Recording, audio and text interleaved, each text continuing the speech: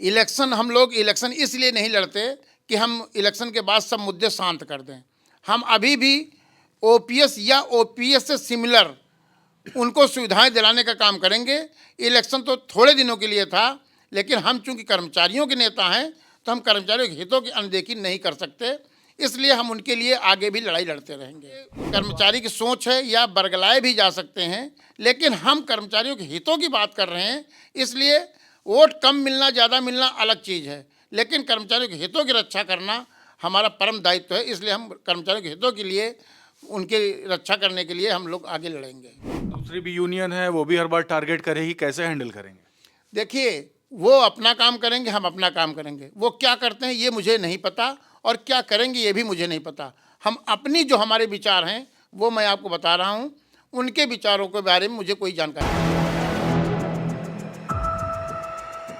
4 PM news network में आप सभी का स्वागत है। मैं हूं क्षितिज कांत। आप बीते दिन देख रहे थे कि रेलवे स्टेशन के आसपास जबरदस्त माहौल था, चुनावी माहौल, और उसी बीच में आप देख रहे थे जो चुनाव हुए उसमें 5 यूनियन चुनाव लड़ी हैं, जिसमें से एनआरएमयू और यूआरएमयू को मान्यता प्राप्त हुई है। और इसी को लेकर के हम इस समय बैठे हुए हैं यहाँ पे ऑफिस में अजय दुबे जी के साथ में। अजय दुबे जी यूआरएमयू से हैं, हम आपसे बात करेंगे। मुद्दा तो काफी सारा था, ओपीएस का एक बड़ा मुद्दा लेकर के आप चुनाव लड़े थे आप लोग, अब आगे क्या प्लानिंग है? जो यूथ ने, जो महिलाओं ने हमको सहयोग किया है, तो हम उनकी मांगों को पूरा कराने की कोशिश करेंगे, क्योंकि ठीक है हमें भी मान्यता दी और उनको एनआरएमयू को भी मान्यता दी, तो लेकिन जो मुद्दे ज्वलंत मुद्दे हैं जो हम लेके चले थे ओपीएस यूपीएस के अगेंस्ट, हम लोगों ने 23 तारीख से 27 सितंबर तक हमने प्रदर्शन किया था।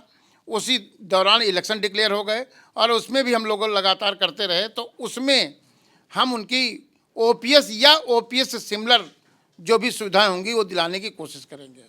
पिछली बार तो जो चुनाव हुआ तो साम दाम दंड भेद सब कुछ यूज हुआ था, एक बड़ी मार्जिन थी। इस बार तो मार्जिन कम हो गई है और इस बार काफी बड़ी बहुमत भी आपको मिली है। उसके पीछे रीजन था कि एससी एसटी और ओबीसी दोनों यूनियन जो हैं, दोनों एसोसिएशन जो हैं, वो एनआरएमयू को सपोर्ट कर रही थी। इस बार एससी एसटी ने यूआरकेयू को सपोर्ट किया था और ओबीसी ने एनआरएमयू को सपोर्ट किया था, तो इसलिए जो है मार्जिन कम हो गया। और चूंकि हमारे साथ ओबीसी और एससी एसटी के कर्मचारी यूनियन में भी होते हैं और एसोसिएशन में भी होते हैं, तो इसलिए मतलब जो है उनका मार्जिन कम हुआ। चुनाव के दौरान हमारी बात भी हुई थी कि कोई भी बड़ा मुद्दा होगा चुनाव के बाद, अब दिल्ली तक के जंतर मंतर तक आप लोग जाएंगे, प्लानिंग है या अब सब मामला शांत हो गया? इलेक्शन हम लोग इलेक्शन इसलिए नहीं लड़ते कि हम इलेक्शन के बाद सब मुद्दे शांत कर दें। हम अभी भी ओपीएस या ओपीएस से सिमिलर उनको सुविधाएं दिलाने का काम करेंगे।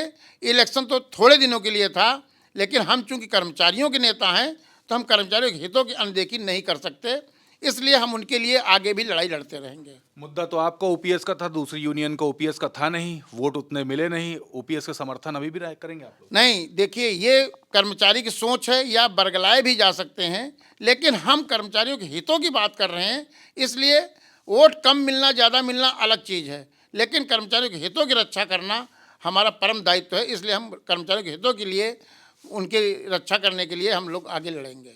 मुद्दे तो अब मुद्दे क्या होंगे, क्योंकि अब तो चुनाव भी खत्म हो चुके हैं, रिजल्ट भी आ चुका है, बहुमत में भी है यूआरएमयू, अब बड़े मुद्दे कौन से जो आप उठाने वाले हैं?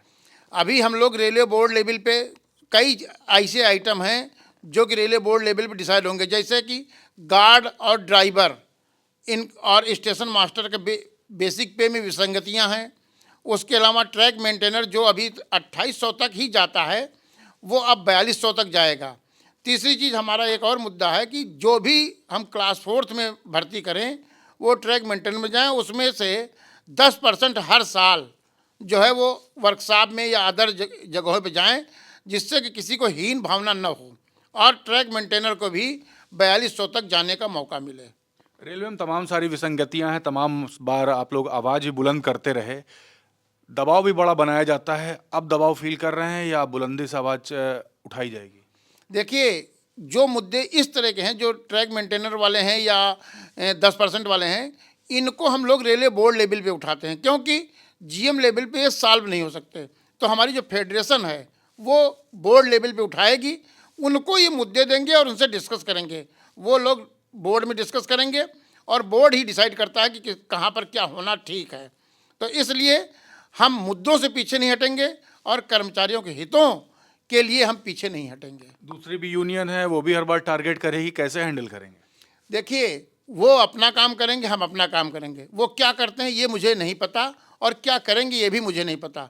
हम अपनी जो हमारे विचार हैं वो मैं आपको बता रहा हूँ, उनके विचारों के बारे में मुझे कोई जानकारी नहीं है। तो मतलब अब बात दिल्ली तक के गूंजेगी, क्योंकि रेलवे मिनिस्ट्री में अगर बात की जाए तो काफ़ी सारी विसंगतियां जो देखी गई, उसमें रेलवे मिनिस्टर हैं वो फ़ोटो खिंचाते ही दिखते हैं, कई बार ट्रेनें भी पलट जाती हैं उसमें फ़ोटो खिंचाते दिखते हैं। तो क्या उस मुद्दे पर भी चर्चा होगी, क्या आवाज़ वहाँ तक पहुँचेगी? जैसे अभी सेफ्टी डिवाइस की बात हो रही थी तो वो सब ट्रेनों में लगना है, लेकिन ये जो है अभी कुछ ट्रेनों में लगे क्योंकि महंगी आ रही है। तो हमारा ये कहना कि आदमी की जान से महंगी कुछ नहीं है, तो सेफ्टी डिवाइस हर इंजन में लगनी चाहिए।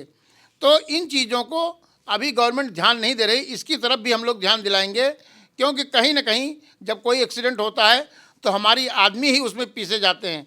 दूसरी चीज़ इन्होंने क्या किया है, प्राइवेटाइजेशन। तो जो हमारा स्किल्ड आदमी है वो ट्रेंड होता है, प्राइवेट में वो लेबर बुला के उसी से काम करा लेते हैं।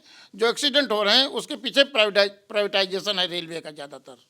तो अडानी के ऊपर सवाल खड़े कर रहे हैं आप? हम अडानी के ऊपर नहीं कर रहे हैं, हम रेल मिनिस्टर के ऊपर कर रहे हैं कि जो प्राइवेट काम करा रहे हैं, जो गवर्नमेंट एम्प्लॉय करता है, अगर वो गलत करेगा तो उसके लिए हम पनिशमेंट देंगे, उसको लोअर पे लाएंगे, सब कुछ करेंगे।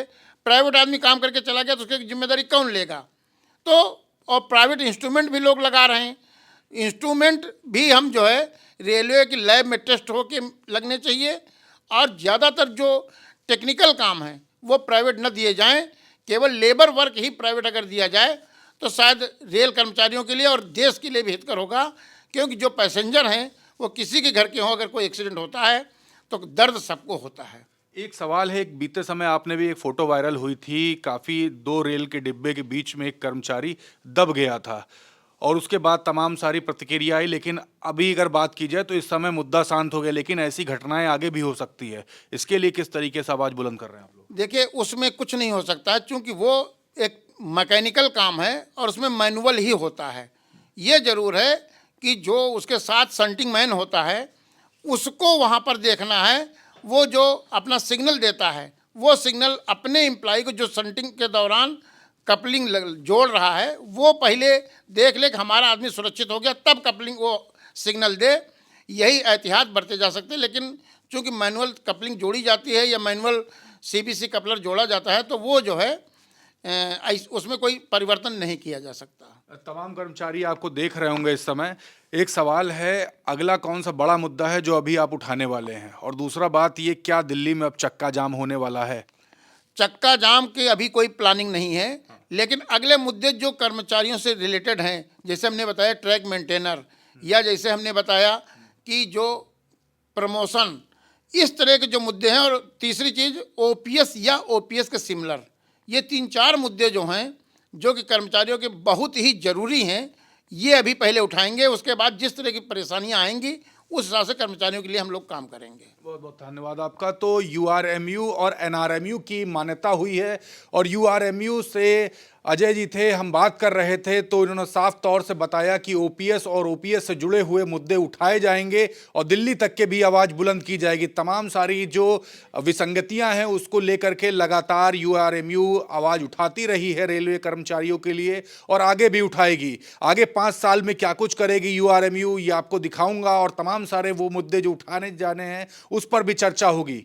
आपके भी अगर कोई प्रश्न है तो कमेंट बॉक्स में लिखिएगा, मैं पूछूंगा ज़रूर। और जुड़े रहिएगा 4PM न्यूज़ नेटवर्क के साथ। मैं हूं क्षितिज कांत, कैमरा पर्सन शुभम के साथ। धन्यवाद।